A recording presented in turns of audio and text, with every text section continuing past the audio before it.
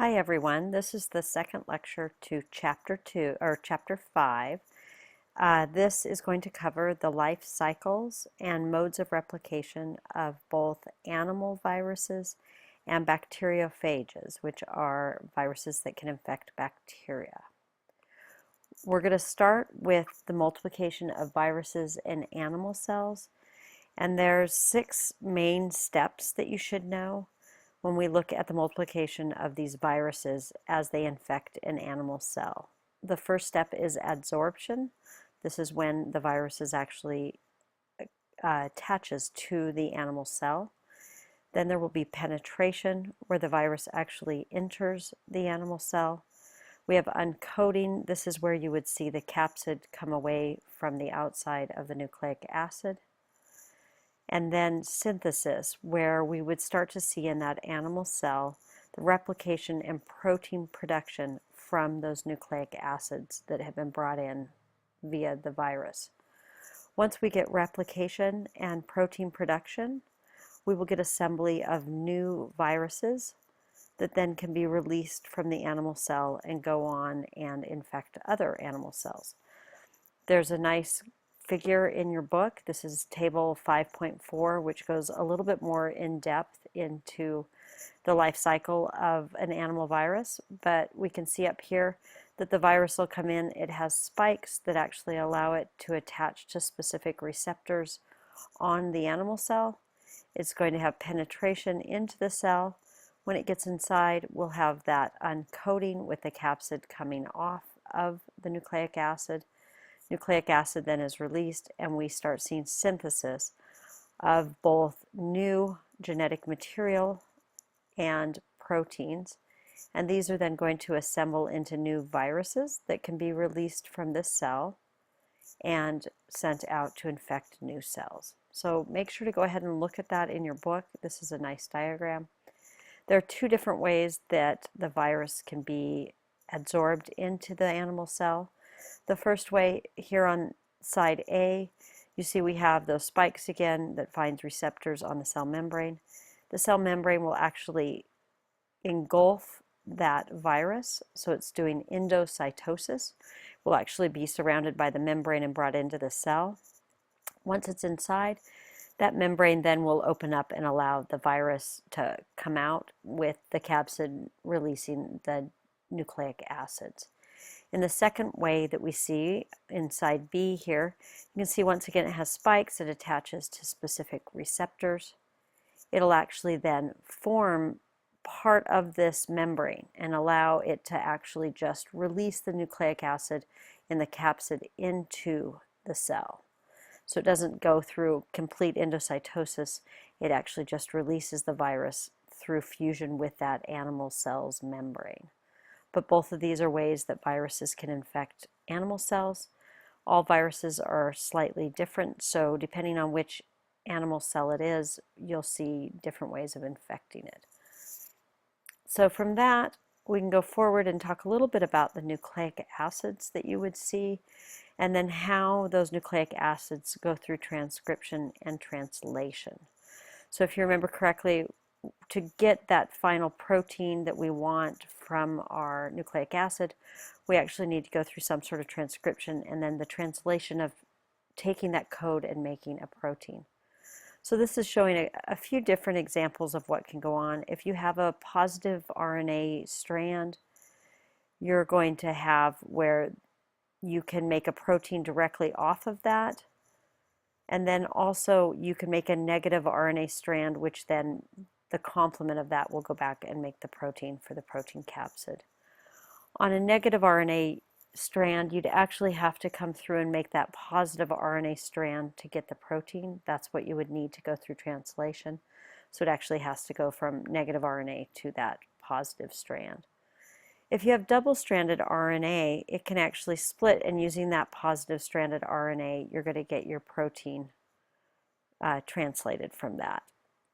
And then on the bottom, we also have retroviruses, which are really an interesting group of viruses. HIV would fall into this category.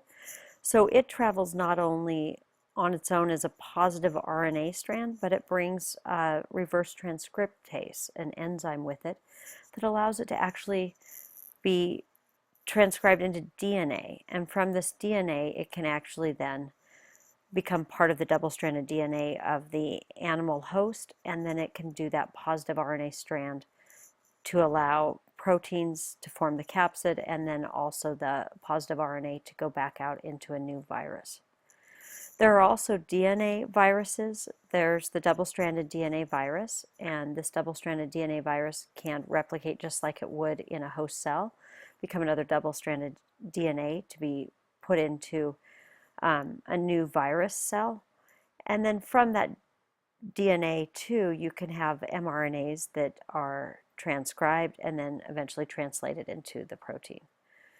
There's also positive strand DNA. This would then go on to have that complementary strand of DNA, and you would get the positive strand DNA that will go back into that virus cell that'll be released, and then also transcription into an mRNA to eventually translate into a protein. So I know this may be a little bit complex if you don't remember your transcription and translation.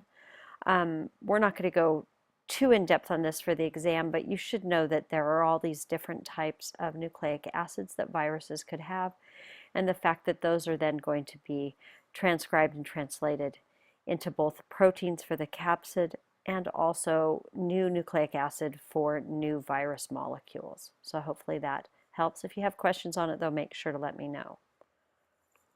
This next slide then is showing what happens once we have this capsid that has been formed, or the molecules to make a capsid, and you have this RNA.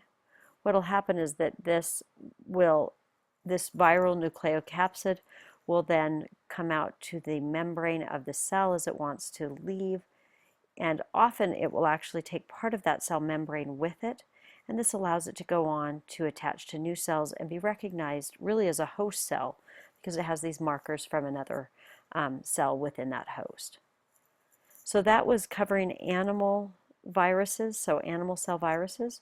Another important virus that we study in microbiology is what are called bacteriophage. These are viruses that specifically infect bacteria. They were called bacteriophage, phage for eating, because often they will lyse that bacterial cell and it will open up its contents. It goes through similar steps, although it does have another pathway that it can take. So once again, we start with adsorption to the cell or to that bacteria, penetration. Often with bacteriophage, they actually don't enter the cell, the whole capsid, but they have a tube that can penetrate the cell wall of a bacteria, since cell walls are much more difficult to enter, and they can actually just inject their nucleic acids into the bacteria. At this point, you could have duplication or synthesis, although in some bacteriophage, what you get is what is called the lysogenic phase. And in the lysogenic phase, the nucleic acid will actually be inserted into the DNA of the bacterial cell, and this allows it to be replicated along with that bacteria as it divides, and actually that offspring of that bacteria will then carry the genes from that virus.